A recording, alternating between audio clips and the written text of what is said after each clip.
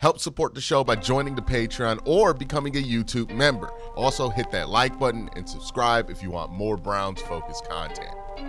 I was online and I saw this clip of Greg Cosell talking about why he thinks that Kevin Stefanski was a big fan of Dillon Gabriel coming out.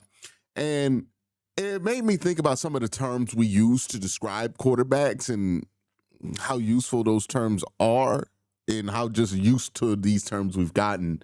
But let's roll the clip. It's about 40 seconds. Yeah, well, he fits Kevin Stefanski, and Kevin Stefanski really liked him coming out because of the way in which he plays. Gabriel is purely a timing rhythm player.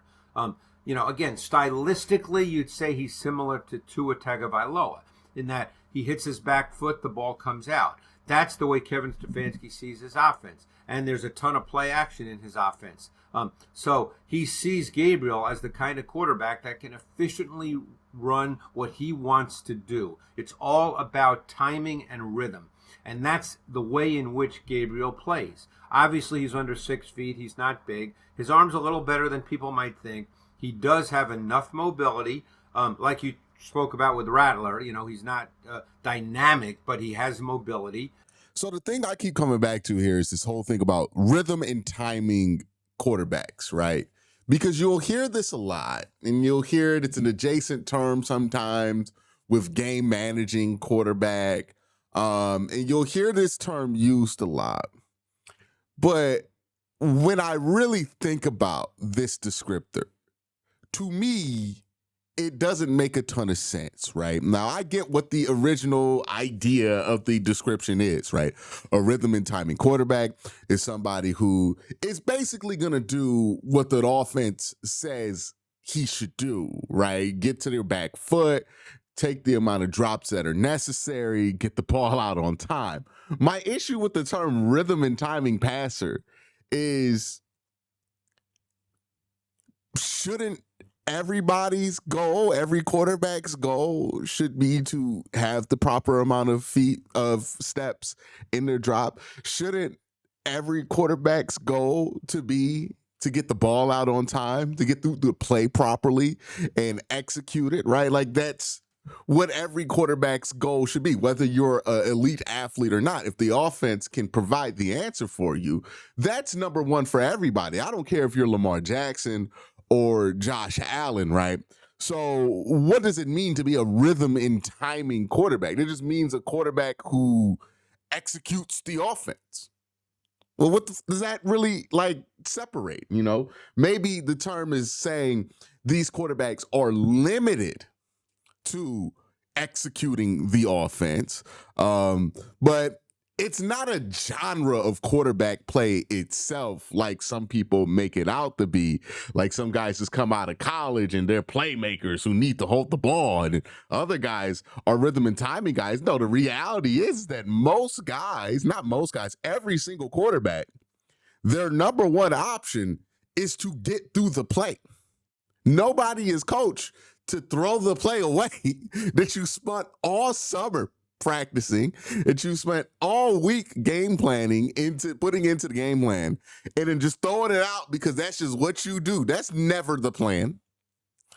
So when we say somebody is a rhythm and timing quarterback, I do think it's important to truly understand what it is that we're talking about here, right? What is a rhythm and timing quarterback? What do we mean when we call somebody a rhythm and timing quarterback? Because the term itself simply just describes proper quarterback play.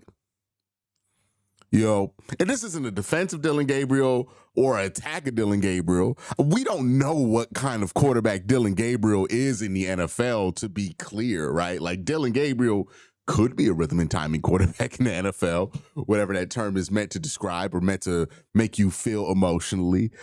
He could be a bad quarterback in the NFL. That's a complete genre in itself. There's very many different varieties of bad quarterback in the NFL. Who knows?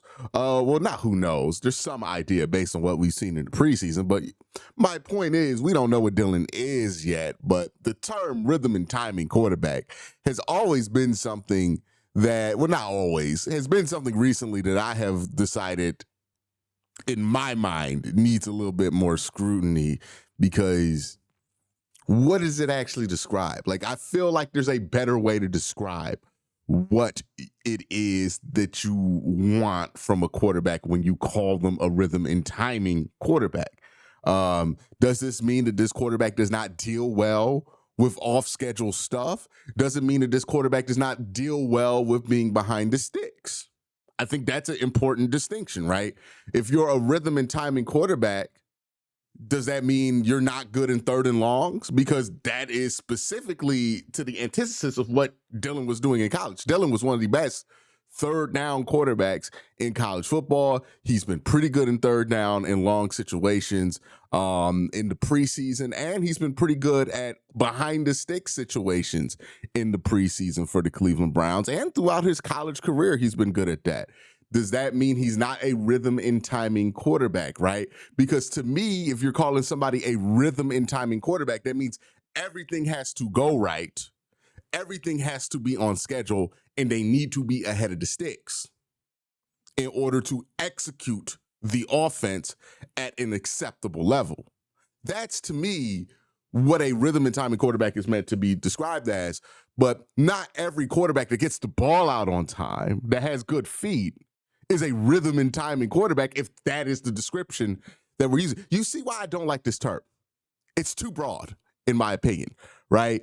Is he somebody who needs to be ahead of the sticks? Is he somebody who can play make behind it? Like, there's a lot of ways to get the job done in the quarterback position in the NFL.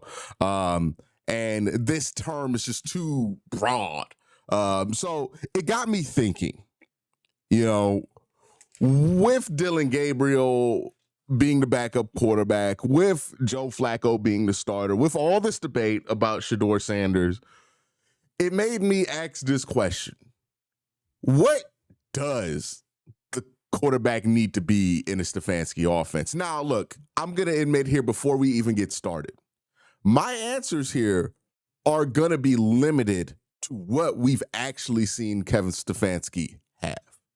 And that is a huge thing that you got to keep in mind, right? Especially if we're talking about quarterbacks in college that the Browns might be able to get in the first round next year. We can't limit ourselves to thinking the Browns will only be interested in players that resemble the quarterbacks the Browns have been able to get their hands on recently, because they have not, outside of like the Deshaun Watson trade, which again, up in the air, who really wanted that one. It seems like it was the owner who really pushed that one through. But outside of Deshaun, we really haven't been able to see what Kevin would want at this position if he were given a high enough resource to truly go after what he wants. So that being the case, there is a high chance here that we're basing this template of what a Kevin Stefanski quarterback is off of what he's just been able to get his hands on versus what he truly would want at the quarterback position. There's a lot to think about there. But nonetheless, let's talk about Kevin Stefanski's offense. Let's talk about what we have seen work in Kevin Stefanski's offense and what we know can work in his offense skill set wise, or at least a quarterback needs to have in order to work in this offense. We're not going to limit what quarterback Kevin can utilize based on this, because again, we've never seen him have a quarterback with the skill set of a Lenore Sellers or even a Cade Klubnik or whatever college quarterback you want to throw in there right now because you think they might be a top pick in the draft, right? Like, throw that guy in there. There's a very high chance, and we really haven't seen Kevin be able to work with somebody that young who has that amount of tools for Kevin to work with. So again, we don't know what it's saying all encompassing, but just based on what we've seen and what I've looked at watching this offense for, has it been 5 years already? No, 4 years, 4 seasons. This will be the 5th season this year. Watching this offense for 4 seasons, what does this offense need at the quarterback position? I think the number one thing that this offense needs in order to succeed at the quarterback position is somebody who can confidently throw in the intermediate part of the field and see in the middle of the field. So middle of the field, intermediate vision. is 100% necessary in order to operate Kevin Stefanski's offense at an acceptable level. You look at the quarterbacks who have had success, you look at the quarterbacks who have failed, you look at the quarterbacks who had some success and then start to fail, the middle of the field vision going away is usually the first thing that you notice, right? Deshaun Watson, horrific over the middle of the field in Cleveland. You look at Joe Flacco, pretty good over the middle of the field in Cleveland. Baker Mayfield, 2020, really good over the middle of the field. 2021, not so great over the middle of the field, right? That part of the field, intermediate middle, is such a vital part of the field for a quarterback to be able to work in this offense, because a lot of this offense has a lot of outbreaking timing stuff. And if that's not there, what's the second option or the third option oftentimes? Work back to the middle. There's usually a dig or somebody running across and over whatever route, coming over one of the hashes in time for you to get there on your third progression, right? As a quarterback. It is a vital lifeline in this offense. Oftentimes, it might be your only answer on a third and long situation. So if you're looking for a quarterback to have success in Kevin Stefanski's offense, you have to ask yourself, can this guy work the intermediate middle of the field portion? If he cannot work that portion, he's probably not going to be successful in this offense. That's the first thing, right? Now, obviously, there are other things that you need to be able to hit that portion. But for me, I don't have faith in any quarterback in this system if I don't see them being able to consistently work the middle of the field, see the middle of the field, have some comfort in the middle of the field, and then execute in the middle of the field. The one thing that Dylan has done that has given me some hope that he might be better than I anticipated is his ability to work that intermediate middle of the field. Again, him being really short made me really concerned that he's not going to be able to see the middle of the field. Because again, I talked about in this film breakdown, right? Here, Dylan Gabriel, he's not tall. Offensive line is tall. The middle of the field's on the other side. It's hard to see the middle of the field when you're not tall. And it's not a mistake that like the quarterbacks that have consistently done this in this offense have been taller, right? Jacoby Brissett, Joe Flacco. Doesn't mean that somebody short can't do it, but it does mean that it's harder. That intermediate part of the field, middle of the field, super important for a quarterback in this system. I cannot stress that enough. Now, in order to hit the intermediate middle of the field, right, you need a couple of things to go with it. I think arm strength is probably that second part, right? If you see a guy, you're watching college football on Saturday, that guy's working that middle of the field, okay, cool. How fast is his arm getting that ball there? Does he have zip on it? Can he drive the ball in the middle of the field? The reason that's important, I think, is obvious, right? If you can't drive that football in the middle of the field, you're going to throw some ducks. In the NFL, tips, overthrows, got to get those turn into interceptions, right? So you got to be confident in the quarterback's arm talent. This doesn't mean that you need Josh Allen back there. Kevin's offense isn't one where you're going to attack downfield a million times a game. So I don't think that's necessary, but you do need to be able to drive the ball, right? Maybe it doesn't matter if you could throw the ball 70 yards in the air, but how fast can you drive a ball 30, 40 yards down the field? How fast can you drive a ball to the opposite side of the field, 20 yards downfield? That is, I think, some of the most important stuff that Kevin looks at when it comes to arm strength. And you're looking at like, hey, can this guy be successful? Again, the offense has a lot of outbreaking stuff, right? There's just a lot of outbreaking stuff in Kevin's offense. And that's usually the first progression. You got to get to it, right? It's a lot of you throwing to the numbers, you throwing outside your numbers.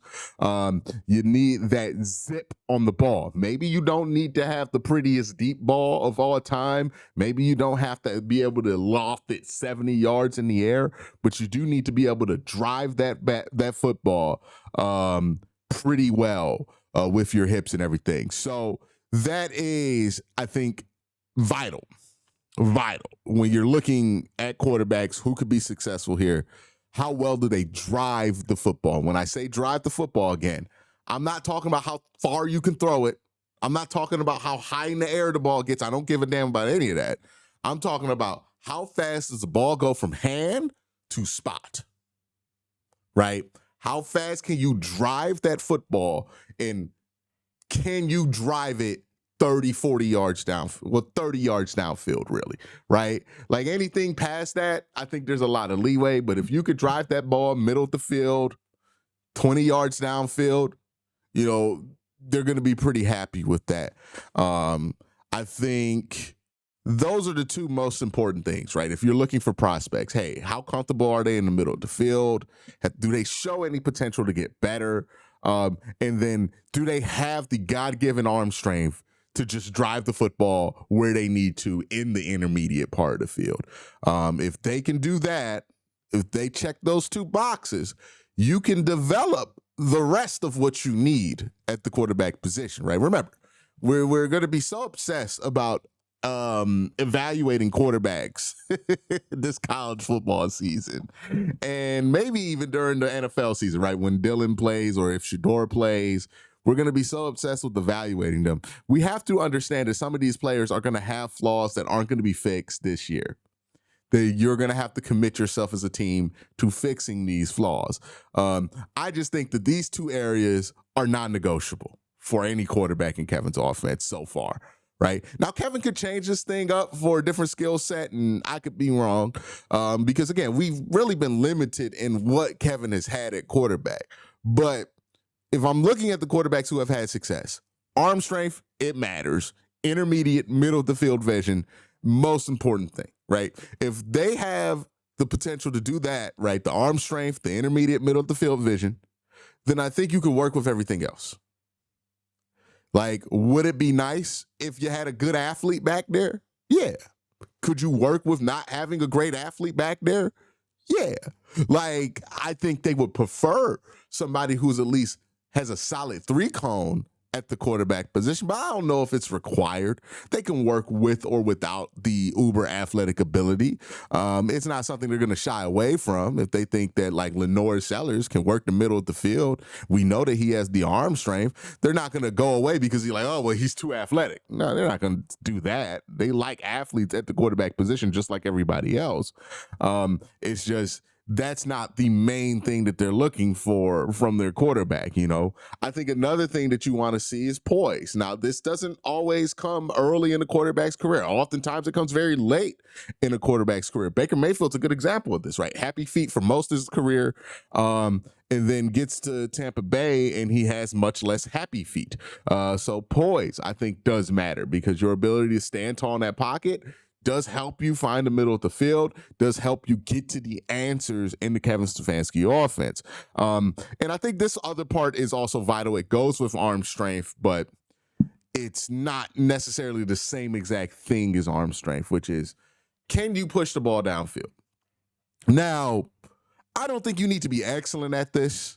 I don't think it's a huge part of the offense, but it does have to be something you can do well enough that defenses aren't just going to sit on everything, right, and break on everything. You need to have the threat of going over top be present of mind in defensive backs. It doesn't have to drive them. It doesn't have to make them afraid, but they have to at least think that you have a normal ability to go deep. Because if you can't do that, this offense then gets condensed and then collapses in on itself. Every quarterback we've seen that has struggled to push the ball downfield has looked awful in this offense. Dorian Thompson-Robinson might be the most extreme example. Maybe Deshaun Watson, 2024, another extreme example. If you can't push this ball downfield, you won't have success for a very long time, right? You might be able to have success for a couple of games, but once defenses catch up to that, they condense on it, you can't adjust. That's a big problem. If we're bringing this back to what's in the quarterback room right now, that's my biggest concern right now about Dylan Gabriel is, can he push the ball downfield? Now, in college, unlike Dorian Thompson-Robinson, who was an awful deep ball thrower in college, Dylan's not an awful deep ball thrower. He was actually a pretty good deep ball thrower in college, according to Pro Football Focus. He doesn't have like the push it downfield amazing arm strength of a Josh Allen. Like, you're going to see wide receivers have to slow down to get his deep ball, but it is a part of his game that was good enough to be respected in college. Now, does that translate to the NFL? I have no clue. We have not seen Dillon Gabriel throw a true deep ball, a true 9 ball yet in his NFL career. But it is something that you have to be able to beat. It has to be there, right? Again, we're looking at college quarterback prospects. Lenore Sellers seems to be like the main guy everybody's talking about, and his ability to push the ball downfield is obvious, right? I mean, you watched that game on Sunday, you saw it. So yeah, there's a lot that goes into it from what we know about Kevin Stefanski's offense. But as somebody who's watched it, looked at the film for 4 years, this is what I have noticed makes a quarterback's chance to be successful in this offense much higher, right? The arm strength, the intermediate middle of the field vision, the ability to push the ball downfield. If they can have poise in the pocket, that's a huge, huge, huge thing that can help them, but I don't expect it immediately. A good 3-cone, a solid athlete, right? Somebody who can have some fluid hips back there, roll out smoothly, throw on the run. That's all helpful. I don't know if it's required, but it's helpful, right? That's my thoughts. Let me know your thoughts in the comment section down below. Have a great day. Have an even better night. Peace.